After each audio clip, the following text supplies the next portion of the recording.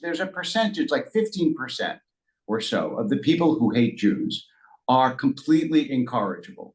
That is, you will never change them. It doesn't matter what happens. They're hard and fast and absolutely immovable haters.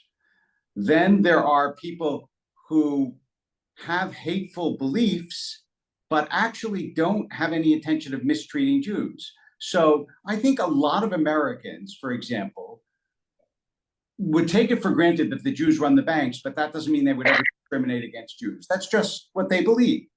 And so we have to be strategic about anti-Semitic actions, beliefs that are potentially anti-Semitic, people who can be changed and people who can't. A lot of the can't be changed, not all, but a lot of the can't be changed on the left is also funded by people who have deep political interests in fostering Jewish hatred.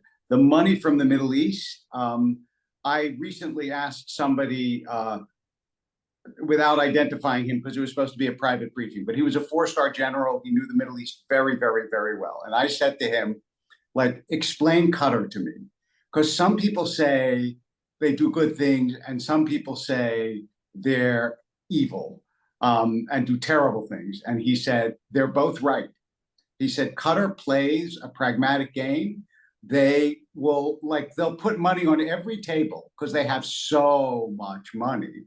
They'll put money on every table. So whichever way the political winds blow, they will have an interest in that area. He said, that's how they operate. In a sense, what he was saying is they're completely amoral. They just want to be sure that they're okay. But there are other regimes that are deeply ideologically anti-Israel, as we know, Iran being the most malign example, but not the only one.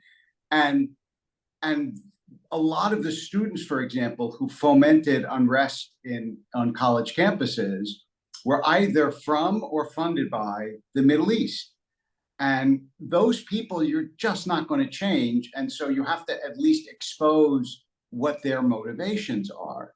And I think that that's part of what's happening, by the way, in Europe, is that people are starting to see that there is a contingent of people who come from the Middle East who are really malign actors throughout Europe. And we'll see how much, whether European antibodies are sufficient to kick in to recover from that or not.